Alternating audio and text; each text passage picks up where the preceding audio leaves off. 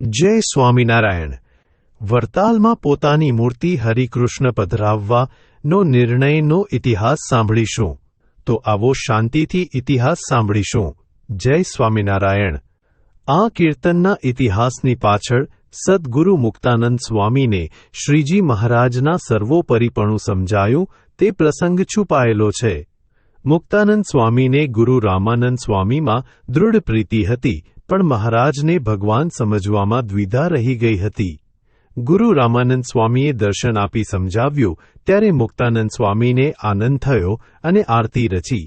છતાં મુક્તાનંદ સ્વામીને શાસ્ત્રની રીતે કૃષ્ણથી કોઈ પર નથી તેવી સમજણ હતી. માટે મહારાજને કૃષ્ણ ભિન્ન અને પર છે તે વાતની ગેડ બેસત નહોતી.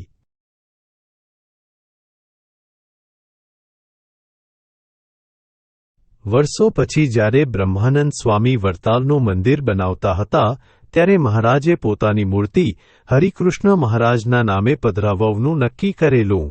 આ વાત બધાને કાને પહોંચી ગઈ હતી અને બ્રહ્માનંદ સ્વામીએ મહારાજને જણાવ્યું, પણ ખરું કે અમુકને આ વાત રૂચતી નથી.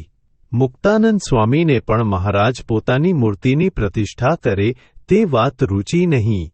મહારાજ જાણતા હતા કે મુક્તાનંદ સ્વામી આ પ્રસંગમાં આવશે તો પોતાની મૂર્તિની પ્રતિષ્ઠા કરવા નહીં દે. મહારાજે ગઢપુરથી નીકળતા પહેલા મુક્તાનંદ સ્વામીને બોલાવ્યા અને કહ્યું, સ્વામી, આપને શરીરે ઘણી જ કસર છે અને વરતાલમાં માણસનો સમૂહ મોટો થશે. આપને તકલીફ પડશે, માટે આપ વરતાલ ન આવો તો સારું.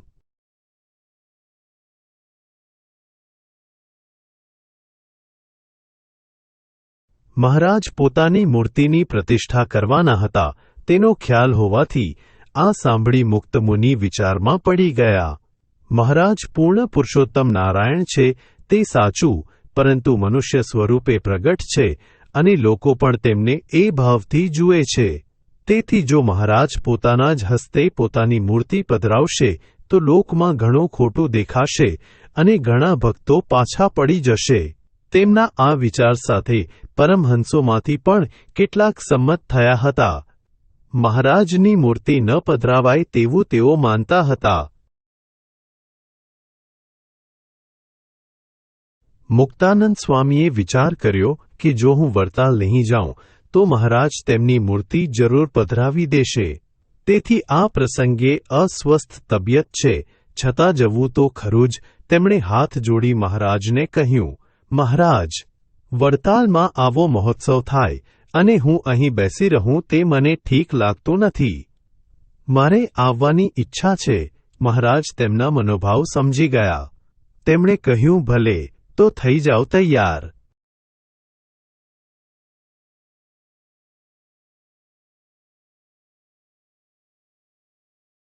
મહારાજ સંઘ સાથે રોજકા પધાર્યા.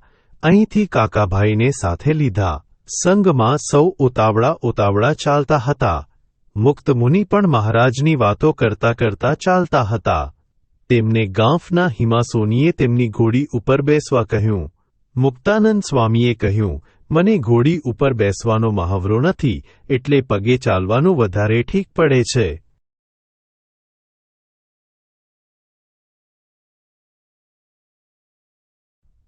પરંતુ સોનીએ બહુ જ આગ્રહ કર્યો એટલે સ્વામી ઘોડી ઉપર બેઠા.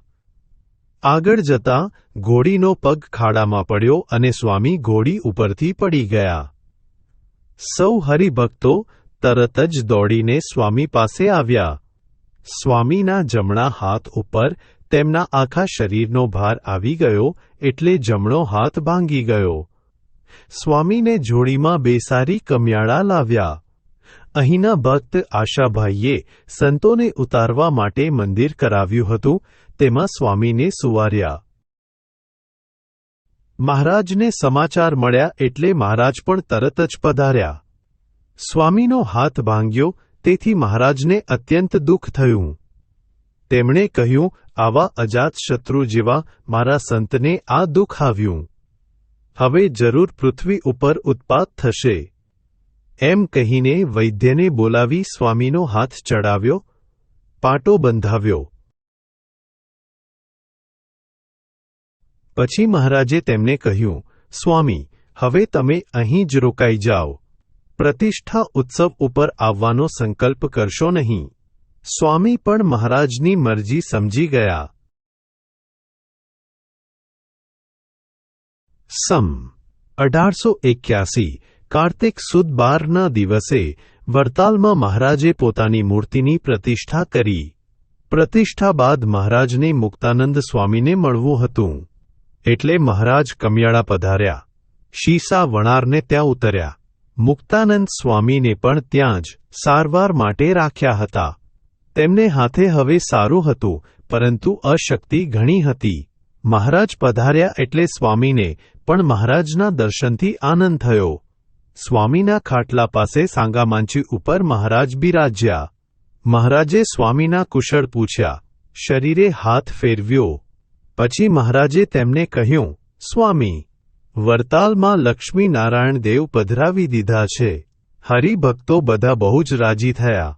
હવે દેવ બેઠા છે, તો જે ભાવથી પૂજન કરશે તેને તે પ્રમાણે ફળ મળશે.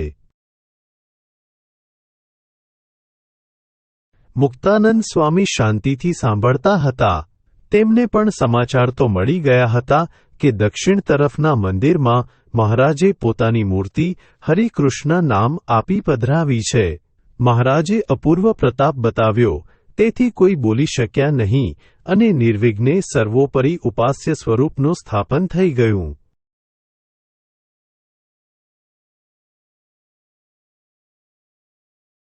મુક્તાનંદ સ્વામી વિચારમાં પડી ગયા. તેમને થયું કે મહારાજે સ્વયં પોતાનું સ્વરૂપ પધરાવી દીધું. તેમને લાગ્યું કે લક્ષ્મી નારાયણ દેવથી મહારાજ જુદા છે. મહારાજે તેમને રામાનંદ સ્વામીનું સ્વરૂપ લઈને કાલવાણીમાં પોતાના સ્વરૂપની વાત કરી હતી. તે સાંભળી તેમને અંતરમાં શાંતિ થઈ હતી. પરંતુ ગુણના ભાવથી કોઈક વાર અશાંતિ પણ થઈ જતી. તેથી ગઢપુરમાં મહારાજે પોતાના ચરિત્રોની વાત 2-3 દિવસ તેમને કરી.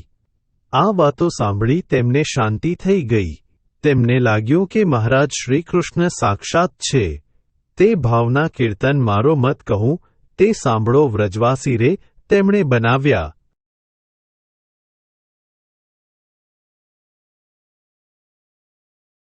મહારાજને અંતરમાં સ્વામી પ્રત્યે ભાવ હતો.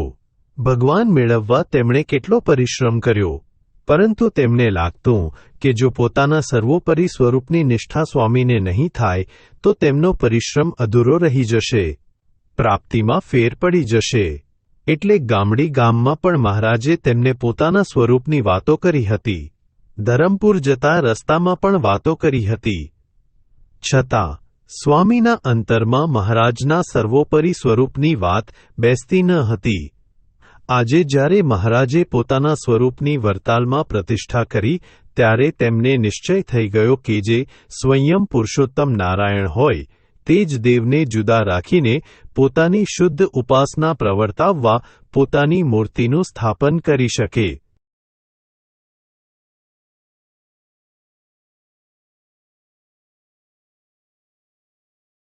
મહારાજના આ કાર્યથી તેમના અંતરમાં અત્યંત આનંદ થયો.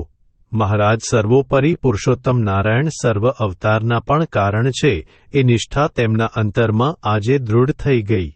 તેમના મુખમાંથી શબ્દો નીકળી પડ્યા, માયરી મેં તો પુરુષોત્તમ વર પાયો. મહારાજને આ સાંભળી અત્યંત આનંદ થયો. જય સ્વામિનારાયણ.